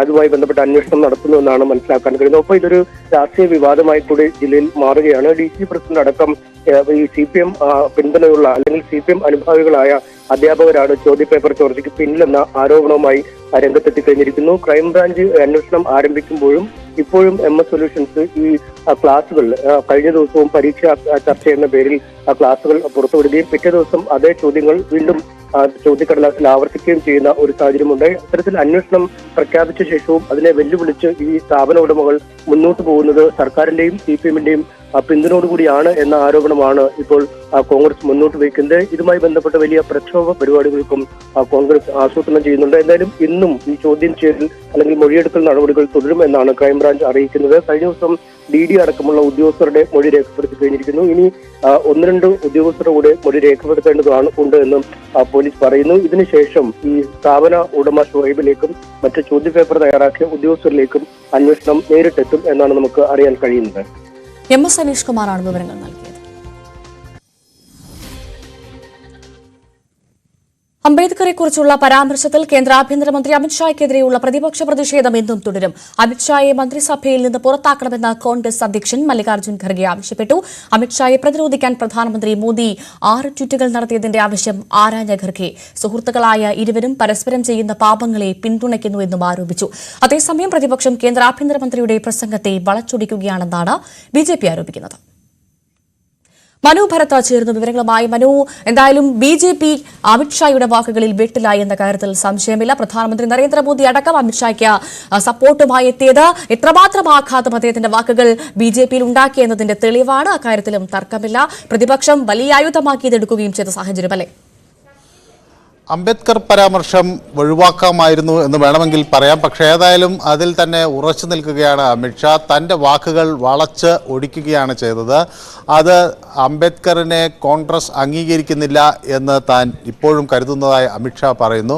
അതോടൊപ്പം തന്നെ BJP ഈ വിഷയത്തിൽ ഉയർത്തിക്കാണിക്കുന്ന ഒരു പ്രധാന വിഷയം അംബേദ്കറിന് ഭാരതരത്ന പുരസ്കാരം നൽകാൻ കോൺഗ്രസ് കാലങ്ങളായി ശ്രമിച്ചില്ല എന്നൊരാക്ഷേപം BJP ഉന്നയിക്കുന്നു. മാത്രമല്ല ജവഹർലാൽ നെഹ്റുവിൻ്റെ കാലഘട്ടത്തിൽ നെഹ്റു സ്വയം ഭാരതരത്ന പുരസ്കാരത്തിന് അർഹനാണെന്ന് പ്രഖ്യാപിക്കുന്ന ഒരു സാഹചര്യമുണ്ടായി. പക്ഷേ അംബേദ്കറിനെ പരിഗണിക്കുന്നില്ല. അതേസമയം BJP വന്നതിന് ശേഷം, അധികാരത്തിൽ വന്നതിന് ശേഷമാണ് അംബേദ്കറിന് ഭാരതരത്ന നൽകുന്നതിനെക്കുറിച്ചുള്ള ആലോചനകൾ നടന്നത്, അല്ലെങ്കിൽ അത് സാധ്യമായത് എന്നൊക്കെയുള്ള വാദമുഖങ്ങൾ BJP ഉന്നയിക്കുന്നു. ഏതായാലും ഈ ലോക്സഭയിൽ പ്രതിഷേധം കഴിഞ്ഞ ദിവസം കനത്തിരുന്നു. ഇന്നും പ്രതിഷേധമുണ്ടാകും. രാജ്യസഭയിൽ നടത്തിയ ഒരു പ്രസ്താവനയാണ് ഈ പ്രശ്നങ്ങൾക്കെല്ലാം തുടക്കം കുറിച്ചത്. ഭരണഘടനയുടെ 75 വർഷത്തെ മഹത്തായ യാത്രയെ സംബന്ധിച്ച് നടത്തിയ ചർച്ചയുടെ അവസാനത്തിൽ അമിത്ഷാ നടത്തിയ പ്രസംഗമാണ് അംബേദ്കർ അംബേദ്കർ അംബേദ്കർ എന്ന് കോൺഗ്രസ് ഇപ്പോൾ ജപിക്കുന്നു.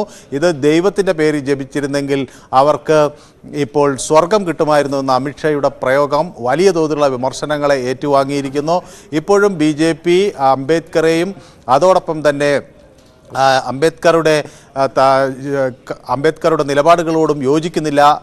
മാത്രമല്ല ഭരണഘടനയിലെ ഇന്ത്യൻ പതാകയും ഇന്ത്യൻ പതാകയിലെ അശോക സ്തംഭത്തെയും ഒന്നും BJP ആദരിക്കുന്നില്ല എന്നതിൻ്റെ തെളിവാണിത് എന്ന ആക്ഷേപം കോൺഗ്രസ് വയ്ക്കുമ്പോൾ കേന്ദ്രമന്ത്രി കിരൺ റിജിജു പറയുന്നു ബുദ്ധമതക്കാരനായ തന്നെ ഈ നിയമമന്ത്രിയാക്കിയത് നരേന്ദ്രമോദിയാണ്. അംബേദ്കറിന് കോൺഗ്രസ് കാരണം നിയമമന്ത്രി സ്ഥാനം രാജിവെക്കേണ്ട ഒരു സാഹചര്യം വന്നു. അംബേദ്കർ ഒരു ബുദ്ധിസ്റ്റായിരുന്നു. അതിനുശേഷം താൻ നിയമമന്ത്രി ആകുന്നത്, ഒരു ബുദ്ധിസ്റ്റ് നിയമമന്ത്രിയാകുന്നത് 73 വർഷത്തിന് ശേഷം നരേന്ദ്രമോദി അധികാരത്തിൽ വരുമ്പോഴാണ് എന്ന കിരൺ റിജിജു പറയുന്നത്. ഏതായാലും മല്ലികാർജ്ജുൻ ഖർഗെ ഇതിനെ വിമർശിക്കുന്നത് അമിത്ഷായെ പെട്ടെന്ന് മന്ത്രിസഭയിൽ നിന്ന് മാറ്റുന്നതിന് പകരം, അംബേദ്കറെ വിമർശിച്ച അമിത്ഷായെ മന്ത്രിസഭയിൽ നിന്ന് മാറ്റുന്നതിന് പകരം അംബേദ്കറെ വിമർശിച്ച അമിത്ഷായെ ന്യായീകരിക്കാനാണ് പ്രധാനമന്ത്രി വരുന്നത്. അവർ ഇരുവരും സുഹൃത്തുക്കളാണ്, ഇരുവരും പരസ്പരം പാപങ്ങൾ ഏറ്റെടുക്കുകയാണ് എന്ന് മല്ലികാർജ്ജുൻ ഖർഗെ വിമർശിക്കുകയും ചെയ്യുന്നു. ഏതായാലും ഇത് വീണ്ടും ഈ പ്രതിഷേധം ശക്തമാകും എന്നാണ് കരുതുന്നത്. BJP ഏതായാലും ഈ വിഷയം ഉയരട്ടെ എന്നൊരു നിലപാട് BJP നേതൃത്വത്തിനുണ്ട്. കാരണം അംബേദ്കർ ഒരു പ്രധാന വിഷയമായി ഉയർത്തിക്കൊണ്ടുവരാൻ BJPയും ആഗ്രഹിക്കുന്നുണ്ട്. അത് നെഹ്റുവിനെതിരെ ഉള്ള ആക്രമണങ്ങൾ അല്ലെങ്കിൽ വിമർശനം കൂടുതൽ ശക്തിപ്പെടുത്താൻ പ്രയോജനപ്പെടുത്താമെന്നൊരു നിലപാട് BJPക്കുണ്ട്. അതേസമയം ഈ പിന്നോക്ക വിഭാഗങ്ങൾക്ക് ഒപ്പം കോൺഗ്രസും അതുപോലെ പ്രതിപക്ഷ സഖ്യവുമാണ് എന്ന് വരുത്തി തീർക്കാനുള്ളൊരു ആയുധമായി അംബേദ്കർ ഉപയോഗിക്കാം എന്ന് പ്രതിപക്ഷ കക്ഷികളും കരുതുന്നു. ഭവ്യ. ശരി, മനു ഭരത്താണ് വിവരങ്ങൾ നൽകിയത്. അമിത്ഷായുടെ അംബേദ്കർ വിരുദ്ധ പരാമർശത്തിനെതിരെ ഇന്ന് സംസ്ഥാന വ്യാപകമായി കോൺഗ്രസ് പ്രതിഷേധിക്കും. DCCകളുടെ നേതൃത്വത്തിൽ വൈകുന്നേരം എല്ലാ ജില്ലാ കേന്ദ്രങ്ങളിലും അമിത്ഷായുടെ കോലം കത്തിക്കും. അംബേദ്കറുടെ സംഭാവനകൾ മായ്ച്ചു കളഞ്ഞ ചരിത്രം വളച്ചൊടിക്കാനാണ് BJP ശ്രമിക്കുന്നതെന്നാണ് കോൺഗ്രസ് ആക്ഷേപം. രാജ്യവ്യാപകമായ പ്രതിഷേധങ്ങളുടെ ഭാഗമായാണ് സംസ്ഥാനത്തും പ്രതിഷേധ പരിപാടികൾക്ക് KPCC ആഹ്വാനം ചെയ്തത്. ഇന്നലെ മുംബൈയിലുണ്ടായ ബോട്ട് അപകടത്തിൽ നാവികസേനയും സംസ്ഥാന സർക്കാർ ഉദ്യോഗസ്ഥരും പ്രത്യേകം അന്വേഷണം ആരംഭിച്ചു. ദുരന്തത്തിൽപ്പെട്ടവരുടെ കുടുംബത്തിന് കേന്ദ്ര സർക്കാരും മഹാരാഷ്ട്ര സംസ്ഥാന സർക്കാരും ധനസഹായം പ്രഖ്യാപിച്ചു. ഇന്ത്യൻ നാവികസേനയുടെ സ്പീഡ് ബോട്ട് മുംബൈയിൽ യാത്രാ ബോട്ടിലിടിച്ചാണ് 13 പേർ മരിച്ചത്. മരിച്ചവരിൽ 2 കുട്ടികളും 4 സ്ത്രീകളും ഒരു നാവിക ഉദ്യോഗസ്ഥനും ഉൾപ്പെടുന്നു. എഞ്ചിൻ പരീക്ഷണത്തിനിടെ നാവികസേനയുടെ സ്പീഡ് ബോട്ട് നിയന്ത്രണം നഷ്ടപ്പെട്ട് നീൽകമൽ എന്ന സ്വകാര്യ ഫെറിയിലിടിച്ചാണ് അപകടം ഉണ്ടായത്. ഇന്നലെ വൈകുന്നേരം 3:55 അപകടം. 3 വയസ്സുള്ള മഹിയും 8 വയസ്സുള്ള മിഥുവും ഉൾപ്പെടെ 13 പേരുടെ ജീവനെടുത്തു സംഭവം. നാവികസേന ബോട്ടിലുണ്ടായിരുന്ന ഉദ്യോഗസ്ഥൻ Mahendra Singh Shekhawat, original equipments manufacturers എന്ന കമ്പനിയുടെ ഉദ്യോഗസ്ഥരായ പ്രവീൺ ശർമ്മ, മങ്കേഷ് എന്നിവരും മരിച്ചു. 102 പേരെ രക്ഷപ്പെടുത്തി. 20 കുട്ടികളും നിരവധി സ്ത്രീകളും യാത്ര ചെയ്ത ഫെറി ബോട്ടാണ് അപകടത്തിൽപ്പെട്ടത്. ഗേറ്റ് വേ ഓഫ് ഇന്ത്യയിൽ നിന്ന് എലിഫന്റ ദ്വീപിലേക്ക് യാത്രക്കാരുമായി പോവുകയായിരുന്നു ഫെറി. നാവികസേനാ ബോട്ടിൽ 2 ഉദ്യോഗസ്ഥർ ഉൾപ്പെടെ 6 പേരാണ് ഉണ്ടായിരുന്നത്. അപകടത്തിൽ മരിച്ചവരുടെ കുടുംബങ്ങളെ അനുശോചനം അറിയിച്ച പ്രധാനമന്ത്രി 2 ലക്ഷം രൂപ ധനസഹായം പ്രഖ്യാപിച്ചു. പരിക്കേറ്റവർക്ക് 50,000 രൂപ നൽകും. ഇതുകൂടാതെ മരിച്ചവരുടെ കുടുംബങ്ങൾക്ക് മഹാരാഷ്ട്ര സർക്കാരും 5 ലക്ഷം രൂപ സാമ്പത്തിക സഹായം നൽകുമെന്ന് മുഖ്യമന്ത്രി ദേവേന്ദ്ര ഫട്നവിസ് അറിയിച്ചു. സംഭവത്തിൽ രാഷ്ട്രപതി ദ്രൗപദി മുർമു നടുക്കവും ദുഃഖവും രേഖപ്പെടുത്തി. കോബാല പോലീസ് എഫ്ഐആർ രജിസ്റ്റർ ചെയ്ത് അന്വേഷണം ആരംഭിച്ചു. നാവികസേനയും സംഭവം വിശദമായി പരിശോധിക്കുന്നുണ്ട്. News desk, news 18. മറ്റൊരു പ്രധാനപ്പെട്ട വാർത്തയിലേക്ക്. ജമ്മു കശ്മീരിൽ തീവ്രവാദികളുമായുള്ള ഏറ്റുമുട്ടലിൽ 5 ഭീകരർ കൊല്ലപ്പെട്ടു. 2 സൈനികർക്ക് പരിക്ക്. കുൽഗാമിലെ കഥേറിലായിരുന്നു ഏറ്റുമുട്ടൽ. പാർവതി സത്യദേവൻ നൽകും വിവരങ്ങൾ. എന്തായാലും ജമ്മു കശ്മീരിൽ തീവ്രവാദികളുമായുള്ള ഏറ്റുമുട്ടലിൽ 5 ഭീകരർ കൊല്ലപ്പെട്ടു എന്നുള്ള വിവരങ്ങളാണ് ഇപ്പോൾ പുറത്തുവരുന്നത്. 2 സൈനികർക്ക് ഈ ഏറ്റുമുട്ടലിൽ പരിക്കേറ്റിട്ടുണ്ട്. കുൽഗാമിലെ കഥേറിലായിരുന്നു ഏറ്റുമുട്ടൽ നടന്നത്.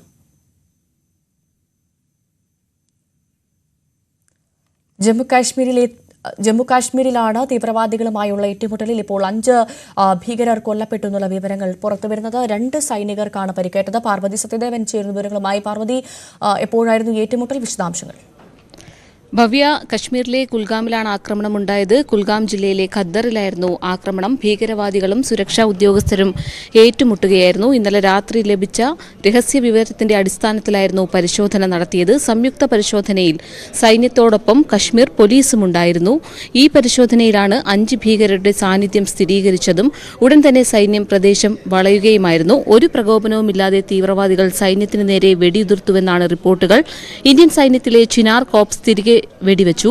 5 ഭീകരർ ഏറ്റുമുട്ടലിൽ കൊല്ലപ്പെട്ടു. 2 സൈനികർക്കും പരിക്ക് പറ്റിയിട്ടുണ്ട്. പരിക്കേറ്റ സൈനികർ ചികിത്സയിൽ തുടരുകയാണ്. മരിച്ച ഭീകരരുടെ വിവരം പുറത്തുവിട്ടിട്ടില്ല. പ്രദേശത്ത് പട്രോളിംഗും സൈന്യം ശക്തമാക്കിയിട്ടുണ്ട്. തീവ്രവാദികളുടെ ലക്ഷ്യവും പരിശോധിച്ചു വരികയാണ്. ഇന്നലെ നിയന്ത്രണ രേഖയ്ക്ക് സമീപം അമ്രോഹിയിൽ ആയുധങ്ങൾ പരിശോധനയിൽ പിടിച്ചെടുത്തിരുന്നു.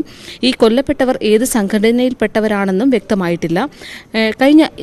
ഈ മാസം 3-ന് ശ്രീനഗറിലും ഏറ്റുമുട്ടലിൽ ഒരു തീവ്രവാദി കൊല്ലപ്പെട്ടിരുന്നു. കഴിഞ്ഞ മാസം അനന്ത്നാഗിലും ഖന്യാറിലുമുണ്ടായ ആക്രമണത്തിൽ 3 ഭീകരരെ സൈന്യം വധിച്ചിരുന്നു. ഇന്ന് കേന്ദ്ര ആഭ്യന്തരമന്ത്രി അമിത്ഷാ സുരക്ഷാ യോഗം വിളിച്ചു ചേർത്തിട്ടുണ്ടായിരുന്നു. അതിനിടയിലാണ് ഏറ്റുമുട്ടലും ഉണ്ടായിരിക്കുന്നത്. ഭവ്യ, പാർവതി സത്യദേവനാണ് വിവരങ്ങൾ നൽകിയത്. IPS ഉദ്യോഗസ്ഥർക്ക് പ്രമോഷൻ നൽകുന്നതിനുള്ള മാനദണ്ഡങ്ങൾ ലംഘിച്ചാണ് MR അജിത് കുമാറിന് DGP റാങ്ക് നൽകാനുള്ള സർക്കാർ തീരുമാനം. വകുപ്പ് തല അന്വേഷണം നേരിടുന്ന ഉദ്യോഗസ്ഥരെ ഒഴിവാക്കണമെന്ന് കൃത്യമായ ചട്ടം നിലനിൽക്കെ ഇത് മറികടന്ന് പ്രത്യേക താൽപര്യമെടുത്താണ് സർക്കാർ അജിത് കുമാറിന് പരിഗണന നൽകിയത് എന്നത് വ്യക്തം. വിവാദ ഉദ്യോഗസ്ഥനെ ഉയർന്ന പദവിയിലേക്ക് പരിഗണിച്ചതിൽ CPI അടക്കമുള്ള ഘടകകക്ഷികൾക്ക് കടുത്ത എതിർപ്പുമുണ്ട്. IPS ഉദ്യോഗസ്ഥർക്ക് സ്ഥാനക്കയറ്റം നൽകുന്നതിന് കേന്ദ്ര സർക്കാർ പുറത്തിറക്കിയ മാർഗനിർദ്ദേശങ്ങളാണിത്. ആഭ്യന്തര മന്ത്രാലയത്തിന്റെ ഈ നിർദ്ദേശങ്ങളുടെ നഗ്നമായ ലംഘനമാണ് MR അജിത് കുമാറിന്റെ കാര്യത്തിൽ സംഭവിച്ചത്. ആരെയൊക്കെ സ്ഥാനക്കയറ്റത്തിന് പരിഗണിക്കരുത്? ആഭ്യന്തര മന്ത്രാലയത്തിന്റെ സർക്കുലറിൽ പറയുന്നത് ഇങ്ങനെ: സ്ഥാനക്കയറ്റത്തിന് പരിഗണിക്കുന്ന ഉദ്യോഗസ്ഥന് വിജിലൻസ് ക്ലിയറൻസ് നിർബന്ധം. വിജിലൻസ് ഡയറക്ടറായിരിക്കെ ആരോപണമുയർന്ന് സ്ഥാനചലനമുണ്ടായ വ്യക്തിയാണ് അജിത് കുമാർ. പൂരവിവാദത്തിൽ വിജിലൻസ് അന്വേഷണം നേരിടുകയും ചെയ്യുന്നു. ഇങ്ങനെയുള്ള വ്യക്തിക്ക് എങ്ങനെ വിജിലൻസ് ക്ലിയറൻസ് ലഭിക്കും? പരിഗണിക്കപ്പെടുന്ന ഉദ്യോഗസ്ഥനുമേൽ മേലുദ്യോഗസ്ഥർ മുമ്പ് അപ്രീതി രേഖപ്പെടുത്തിയിട്ടുണ്ടോ എന്ന് സ്ക്രീനിംഗ് കമ്മിറ്റി പരിശോധിക്കണം. പൂരവിവാദത്തിൽ പോലീസ് മേധാവി അവിശ്വാസം രേഖപ്പെടുത്തിയ അജിത് കുമാറിനെ പരിഗണിക്കുന്നതിന് ഇത് തടസ്സമായില്ല. ഇതടക്കം MR അജിത് കുമാറിന് വെല്ലുവിളിയാകുന്ന നിരവധി നിർദ്ദേശങ്ങൾ കേന്ദ്ര ആഭ്യന്തര മന്ത്രാലയം പുറത്തിറക്കിയിട്ടുണ്ട്. സ്ക്രീനിംഗ് കമ്മിറ്റി കൈമാറുന്ന പട്ടിക സർക്കാരിന് അംഗീകരിക്കാനോ തള്ളാനോ വ്യവസ്ഥയുണ്ട്. തീരുമാനം നീട്ടിവെക്കാനും സർക്കാരിന് അധികാരമുണ്ട്. പക്ഷേ അജിത് കുമാറിന് DGP പദവി നൽകാൻ സർക്കാരിന് ഇതൊന്നും തടസ്സമായില്ല. അതായത് അജിത് കുമാറിന് സ്ഥാനക്കയറ്റം നൽകാൻ സർക്കാർ കേന്ദ്രങ്ങളിൽ പ്രത്യേക താൽപര്യം പ്രകടമായെന്ന് വ്യക്തം. വിവാദ ഉദ്യോഗസ്ഥന് സ്ഥാനക്കയറ്റം നൽകിയത് ഇടത് കേന്ദ്രങ്ങളിൽ വലിയ പ്രതിഷേധത്തിന് ഇടവച്ചിട്ടുണ്ട്. CPI അടക്കം ഇക്കാര്യത്തിൽ പ്രതിഷേധം പരസ്യമാക്കാനാണ് സാധ്യത. ന്യൂസ് 18 തിരുവനന്തപുരം. അജിത് കുമാറിന്റെ സ്ഥാനക്കയറ്റം മന്ത്രിസഭായോഗം ഏകകണ്ഠമായി എടുത്ത തീരുമാനമെന്ന് മന്ത്രി GKR അനിൽ. മന്ത്രി എന്ന നിലയിൽ തനിക്ക് അതൃപ്തിയില്ല. CPI നിലപാട് പാർട്ടി സെക്രട്ടറി പറയുമെന്നും മന്ത്രി പറഞ്ഞു. അത് ക്യാബിനറ്റ് യുനാനിമസായി എടുത്തൊരു തീരുമാനമാണ്. ക്യാബിനറ്റിന്റെ മുന്നിൽ വരുന്ന ഇത്തരം വിഷയങ്ങളിൽ അതിനൊരു പ്രസിഡന്റ് ഉണ്ട്. ആ പ്രസിഡന്റ് അനുസരിച്ച് ഒരാളിൻ്റെ കാര്യത്തിൽ മാത്രമല്ല, ഇന്നലെ വന്ന എല്ലാ IPS ഉദ്യോഗസ്ഥരുടെയും പ്രൊമോഷൻ്റെ വിഷയത്തിൽ ഏകകണ്ഠമായി എടുത്തൊരു തീരുമാനമാണ്. അതിന് വേറൊരു അസ്വാഭാവികമായിട്ടുള്ള വിഷയങ്ങളൊന്നും തന്നെ മന്ത്രി എന്ന നിലയ്ക്ക് ഞാൻ കാണുന്നില്ല. ഇല്ല, മന്ത്രിമാരുടെ എതിർപ്പൊന്നും അതിനകത്തുണ്ടായിട്ടില്ല. CPI മന്ത്രിമാരെന്നല്ലല്ലോ, ക്യാബിനറ്റിന്റെ യുനാനിമസായ തീരുമാനമാണ്. അത് വേറെ വഴിക്ക് നടക്കില്ല. പാർട്ടി സെക്രട്ടറിയോട് നിങ്ങൾ ചോദിക്കുക. മന്ത്രി എന്ന നിലയ്ക്ക് എനിക്ക് വ്യക്തമാക്കാനുള്ളത് ഇത് ക്യാബിനറ്റിന്റെ യുനാനിമസായ തീരുമാനമാണ്. അതിനെ സംബന്ധിച്ച് വ്യത്യസ്ത അഭിപ്രായം ഞങ്ങൾക്കില്ല. ഹേമ കമ്മിറ്റി റിപ്പോർട്ടിലെ മൊഴികളുടെ അടിസ്ഥാനത്തിൽ കേസെടുത്ത് അന്വേഷണം നടത്താനുള്ള ഹൈക്കോടതി പ്രത്യേക ബെഞ്ച് ഉത്തരവിനെതിരായ ഹർജി സുപ്രീംകോടതി ഇന്ന് പരിഗണിക്കും. നിർമ്മാതാവ് സജിമോഹൻ പാറയിൽ നൽകിയ ഹർജിയാണ് പരിഗണിക്കുന്നത്. ജസ്റ്റിസ് വിക്രംനാഥ് അധ്യക്ഷനായ ബെഞ്ച് ഹർജി പരിഗണിക്കും. ഹേമ കമ്മിറ്റി റിപ്പോർട്ടിന്മേലുള്ള കേസുകളിൽ മൊഴി കൊടുക്കാൻ താൽപര്യമില്ലാത്തവരെ നിർബന്ധിക്കേണ്ടതില്ലെന്ന് സുപ്രീംകോടതി നേരത്തെ വ്യക്തമാക്കിയിരുന്നു.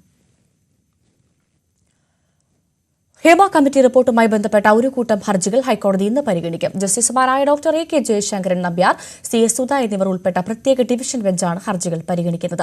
ഹേമ കമ്മിറ്റിക്ക് മുന്നിൽ മൊഴി നൽകിയവർക്ക് ലഭിക്കുന്ന ഭീഷണി സന്ദേശങ്ങളിൽ നടപടി സ്വീകരിക്കാൻ നോഡൽ ഓഫീസറെ നിയോഗിക്കണമെന്ന് ഹൈക്കോടതി നിർദ്ദേശിച്ചിരുന്നു. ചലച്ചിത്ര മേഖലയിൽ ഇടക്കാല മാതൃകാ പെരുമാറ്റച്ചട്ടം മാർഗനിർദ്ദേശങ്ങളിലൂടെ നടപ്പാക്കണമെന്ന WCCയുടെ ഹർജിയും ഹൈക്കോടതിയുടെ പരിഗണനയ്ക്ക് വരും. ഹേമ കമ്മിറ്റി റിപ്പോർട്ടിൽ രജിസ്റ്റർ ചെയ്ത കേസുകളുടെ അന്വേഷണ പുരോഗതി കഴിഞ്ഞ തവണ SIT ഹൈക്കോടതി അറിയിച്ചിരുന്നു. ജൂനിയർ നടിയുടെ പരാതിയിലെടുത്ത കേസ് റദ്ദാക്കണമെന്നാവശ്യപ്പെട്ട് അമ്മ മുൻ ജനറൽ സെക്രട്ടറി ഇടവേള ബാബു നൽകിയ ഹർജി ഹൈക്കോടതി ഇന്ന് വീണ്ടും പരിഗണിക്കും. സിനിമയിൽ അവസരവും അമ്മയിൽ അംഗത്വവും ലഭിക്കാൻ ലൈംഗിക താൽപര്യത്തോടെ ഇടപെട്ടുവെന്നാരോപിച്ച് കോഴിക്കോട് സ്വദേശിനിയായ നടി നൽകിയ പരാതിയിലെടുത്ത കേസിൽ തുടർ നടപടികൾ നേരത്തെ സ്റ്റേ ചെയ്തിരുന്നു. അമ്മയുടെ അംഗത്വത്തിന് ഫീസ് 2 ലക്ഷമാണെന്നും അഡ്ജസ്റ്റ് ചെയ്താൽ ഈ തുക നൽകേണ്ടതില്ലെന്നും ഹർജിക്കാരൻ പറഞ്ഞതുമായിരുന്നു ജൂനിയർ നടിയുടെ പരാതി. നടക്കാവ് പോലീസാണ് കേസ് രജിസ്റ്റർ ചെയ്തത്. ആന എഴുന്നള്ളിപ്പിലെ നിയന്ത്രണം റദ്ദാക്കണമെന്നാവശ്യപ്പെട്ട് പാറമേക്കാവ് തിരുവമ്പാടി ദേവസ്വങ്ങൾ സുപ്രീംകോടതിയിൽ ഇന്ന് ഹർജി നൽകി. ആ ഹർജി ഇന്ന് പരിഗണിക്കും. എഴുന്നള്ളിപ്പിന് നിയന്ത്രണങ്ങൾ ഏർപ്പെടുത്തിയ ഹൈക്കോടതി ഡിവിഷൻ ബെഞ്ച് ഉത്തരവ് റദ്ദാക്കണമെന്നാണ് ആവശ്യം. Justice BV Nagarathna, justice NK Singh എന്നിവരുടെ ബെഞ്ചാണ് ഹർജി പരിഗണിക്കുക. ഉത്തരവനുസരിച്ച് പൂരം നടത്താനാവില്ല എന്നും നിർദ്ദേശങ്ങൾ പലതും അപ്രായോഗികമാണെന്നുമാണ് ഇരു ദേവസ്വങ്ങളുടെയും വാദം.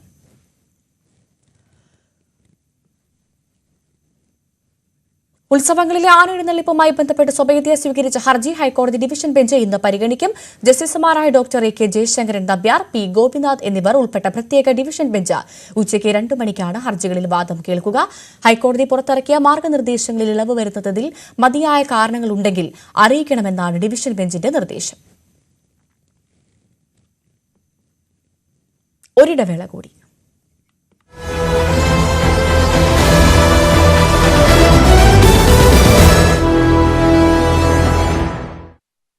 ഇന്ത്യൻ നാവികസേനയുടെ സ്പീഡ് ബോട്ട് മുംബൈയിൽ യാത്രാ ബോട്ടിലിടിച്ച് 13 പേർ മരിച്ചു. എഞ്ചിൻ ട്രയൽ നടത്തുകയായിരുന്ന ബോട്ടിന്റെ നിയന്ത്രണം നഷ്ടപ്പെട്ടാണ് അപകടമുണ്ടായത്.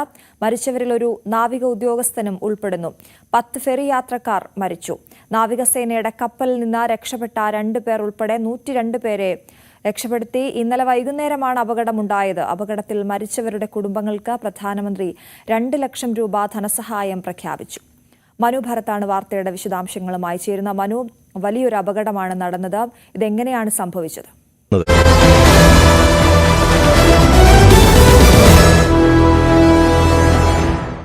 ശരണമന്ത്രമുഖരിതം സന്നിധാനം. ശബരീശ ദർശനം നിങ്ങൾക്കായി സമർപ്പിക്കുന്നത് മിൽമ ഗീ.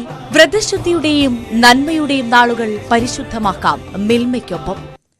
ശബരിമലയിൽ ഇന്നലെ 82,264 ഭക്തർ ദർശനം നടത്തി. രാവിലെ നല്ല തിരക്കുണ്ടായിരുന്നുവെങ്കിലും ഉച്ചയ്ക്ക് ശേഷം ഭക്തർ അത്രത്തോളം ഉണ്ടായിരുന്നില്ല. ഇന്ന് രാവിലെയും നല്ല തിരക്ക് തുടരുകയാണ്. രാവിലെ 8 മണിവരെ 31,275 ഭക്തരാണ് മല കയറിയത്. ജി ശ്രീജിത്തിന്റെ റിപ്പോർട്ടിലേക്ക്. ശബരിമലയിൽ തിരക്ക് തുടരുക തന്നെയാണ്. കഴിഞ്ഞ കുറേ ദിവസങ്ങളായിട്ടുള്ള തിരക്ക് ഇന്നും തുടരുന്ന കാഴ്ചയാണ് രാവിലെ തന്നെ കാണാൻ സാധിക്കുന്നത്. ശബരിമലയിലെ ഒരു തിരക്കിന്റെ കാര്യം നോക്കിയാൽ ഏറ്റവും രാവിലെയുള്ള ആദ്യ മണിക്കൂറുകളിലാണ് സാധാരണഗതിയിൽ ഇവിടെ ഏറ്റവും കൂടുതൽ ഭക്തർ എത്തുന്നതായി കാണുന്നത്. ഇന്നത്തെ കണക്ക് തന്നെ നോക്കിക്കഴിഞ്ഞാൽ ഏതാണ്ട് 8 മണി വരെയുള്ള കണക്ക് പ്രകാരം തന്നെ 30,000-ലധികം ഏതാണ്ട് 31,000-ഓളം ഭക്തർ സന്നിധാനത്ത് ദർശനത്തിനെത്തി എന്നുള്ളതാണ്. ഇന്നലെയും സമാനമായ രീതിയിൽ തിരക്കുണ്ടായിരുന്നു. പക്ഷേ കുറച്ചു കഴിഞ്ഞപ്പോൾ, അതായത് ഉച്ചയ്ക്ക് ശേഷം അത്രത്തോളം തീർത്ഥാടകർ എത്തിയില്ല. മണിക്കൂറിൽ ഏതാണ്ട് 3,000 അല്ലെങ്കിൽ ഏറ്റവും ഒടുവിലെത്തിയപ്പോൾ 2,000-ലേക്കൊക്കെ തിരക്ക് എത്തുന്ന സ്ഥിതിവിശേഷമാണ് ഉള്ളത്. എന്തായാലും വലിയ ക്യൂ ഒന്നുമില്ല. സുഗമമായ ദർശനം നടത്താൻ ഭക്തർക്ക് കഴിയുന്നുണ്ട്.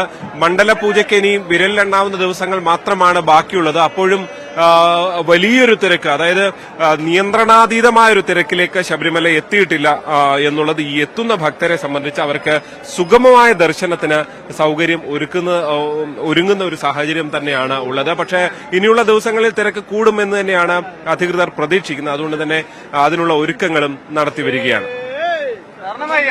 ശബരിമലയിൽ അയ്യപ്പ ഭക്തൻ കുഴഞ്ഞു വീണ് മരിച്ചു. തിരുവനന്തപുരം സ്വദേശി വിജയകുമാറാണ് മരിച്ചത്. പുലർച്ചെ ചുക്ക് വെള്ളപ്പുരയ്ക്ക് സമീപമാണ് കുഴഞ്ഞു വീണത്. സന്നിധാനം ആശുപത്രിയിൽ എത്തിച്ചെങ്കിലും മരണം സംഭവിക്കുകയായിരുന്നു. ശബരീശ ദർശനം നിങ്ങൾക്കായി സമർപ്പിക്കുന്നത് മിൽമ ഗീ. വ്രതശുദ്ധിയുടെയും നന്മയുടെയും നാളുകൾ പരിശുദ്ധമാക്കാം മിൽമയ്ക്കൊപ്പം. സംസ്ഥാനത്തെ 3 ജില്ലകളിലെ താറാവ് കർഷകരുടെ ജീവിതം കടുത്ത പ്രതിസന്ധിയിൽ. പക്ഷിപ്പനി മൂലം നിരോധനം നിലനിൽക്കുന്ന കോട്ടയം, പത്തനംതിട്ട, ആലപ്പുഴ ജില്ലകളിലെ കർഷകരാണ് പ്രതിസന്ധി നേരിടുന്നത്. പക്ഷിപ്പനിയുടെ ഭാഗമായുള്ള നഷ്ടപരിഹാര തുകയുടെ കേന്ദ്രവിഹിതം ലഭ്യമായെങ്കിലും സംസ്ഥാന വിഹിതം കൂടി ചേർത്ത് നൽകാൻ പണമില്ലാത്തതിനാൽ വിതരണം ആരംഭിക്കാൻ സർക്കാരിന് കഴിഞ്ഞിട്ടില്ല. ക്രിസ്മസ് വിപണി കൂടി നഷ്ടമായതോടെ ദുരിതക്കയത്തിലാണ് കർഷകർ. കഴിഞ്ഞ സെപ്റ്റംബറിലാണ് പക്ഷിപ്പനി സ്ഥിരീകരിച്ച കോട്ടയം, പത്തനംതിട്ട, ആലപ്പുഴ ജില്ലകളിൽ വളർത്തുപക്ഷികളുടെയും മുട്ടയുടെയും വിപണനം തടഞ്ഞുകൊണ്ട് മൃഗസംരക്ഷണ വകുപ്പ് ഉത്തരവിട്ടത്. തുടർന്നിങ്ങോട്ട് 7 മാസക്കാലമായി കർഷകർ എങ്ങനെ നിരോധനം മൂലമുള്ള പ്രതിസന്ധി മറികടക്കുമെന്ന് സർക്കാർ മിണ്ടിയിട്ടില്ല. 3 ജില്ലകളിലും കൂടി 4,20,00,000 രൂപയാണ് പക്ഷികളെ കള്ളിങ്ങിനിരയാക്കിയ വകയിൽ മാത്രം കർഷകർക്ക് നൽകാനുള്ളത്. നഷ്ടപരിഹാര തുകയായ കേന്ദ്രവിഹിതം 3 കോടി നൽകി. എന്നാൽ സംസ്ഥാന സർക്കാർ തങ്ങളുടെ 40% തുക നൽകാൻ ഇതുവരെ തയ്യാറായിട്ടില്ല. അതുകൊണ്ട് തന്നെ വിതരണം ആരംഭിക്കാനുമായില്ല. പക്ഷിപ്പനി ഏറ്റവും അധികം ബാധിച്ച ആലപ്പുഴ ജില്ലയിലെങ്കിലും നഷ്ടപരിഹാര വിതരണം നടപ്പിൽ വരുത്തണമെന്നാണ് കർഷകരുടെ അഭ്യർത്ഥന. കള്ളിങ് നടത്തിയ താറാവുകൾക്ക് യാതൊരുവിധ കോമ്പൻസേഷനും 7 മാസമായി കൊടുക്കുന്നു.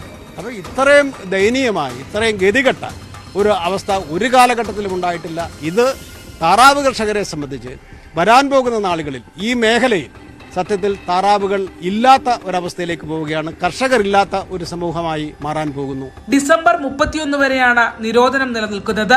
ഇതോടെ ഓണം, ക്രിസ്തുമസ്, ന്യൂ ഇയർ വിപണി കർഷകർക്ക് നഷ്ടമായി. തൊഴിൽ ചെയ്യാൻ പൊക്കാത്തൊരവസ്ഥയിലേക്ക് ഞങ്ങൾ ജീവിക്കുക. ഞങ്ങളുടെ ജീവിതമേ പാടെ അമ്പയെ നഷ്ടമാണ്. കാരണം ബാങ്കുകാർ ജപ്തിയായി. എനിക്കാണ് SBI ജപ്തി നോട്ടീസ് അയച്ചേക്കുക, കടക്കാടം കൊണ്ടുപോകുമ്പോൾ. പിന്നെ എങ്ങനെ ജീവിക്കും?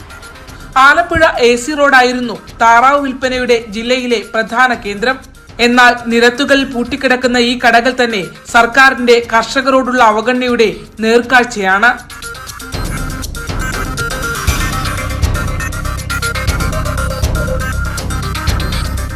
ക്രിസ്തുമസ് വിപണി തകർന്നതാണ് കർഷകർക്കും വിൽപ്പനക്കാർക്കും ഒരുപോലെ തിരിച്ചടിയായത്. താറാവ് തീരെ കുറവാണ്, കിട്ടാൻ മാർഗമില്ല. എവിടുന്നാ നിങ്ങൾ താറാവ് കൊണ്ട്? നെടുമുടി നമ്മുടെ മുതലാളി വളർത്തുന്ന ഒരു താറാവാണ്. അതിൻ്റെ അകത്ത് നിന്ന് നമുക്കിപ്പോൾ ഒരു 800 താറാവ് കിട്ടി. ആ 800 താറാവ് നമുക്കൊരു ഇപ്പോഴത്തെ രീതിയാണെങ്കിൽ ഒരു 22-20 ഒക്കെ ആകുമ്പോൾ താറാവ് തീരും. പിന്നെ നമ്മളിവിടെ കുത്തിയിരിക്കണം. ആന്ധ്രയിൽ നിന്നോ തമിഴ്നാട്ടിൽ നിന്നോ പോലും താറാവിനെ ലഭ്യമാകുന്നില്ലെന്നും നഗരത്തിലുള്ള കച്ചവടക്കാർ പറയുന്നു. 9 മാസമായിട്ട് താറാവ് തീരെ കിട്ടാനില്ല. ഇപ്പോൾ ടൗണിൽ, ആലപ്പുഴ ടൗണിലോട്ട് ചെന്ന് കഴിഞ്ഞാൽ തന്നെ പല കടകൾ, നിരവധി കടകളാണ് അടച്ചിട്ടിരിക്കുന്നത്. സാധാരണ ചെറുകിട കച്ചവടക്കാരില്ല. അപ്പോൾ അതിനൊരു സർക്കാർ അതിൻ്റെ വേണ്ടതൊരു നടപടി എടുക്കാത്തത് കൊണ്ടായിരിക്കാം ഇപ്പോൾ 8-9 മാസമായിട്ട് കച്ചവടം ഇല്ല. അതുകൊണ്ട് താറാവ് എടുക്കാനല്ല, താറാവ് കിട്ടാനില്ല. മുട്ട വ്യാപാരത്തെയും നിരോധനം കാര്യമായി ബാധിച്ചു.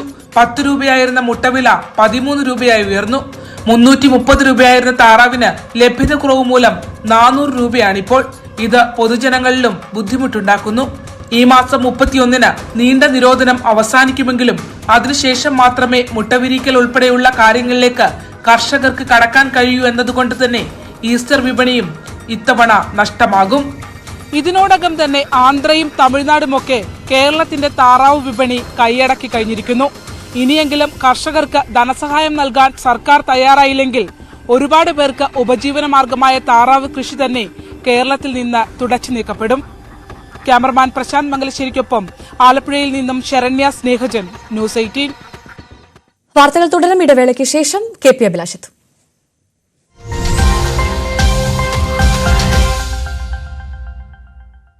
ഇന്ത്യൻ നാവികസേനയുടെ സ്പീഡ് ബോട്ട് മുംബൈയിൽ യാത്രാ ബോട്ടിലിടിച്ച് 13 പേർ മരിച്ചു. എഞ്ചിൻ ട്രയൽ നടത്തി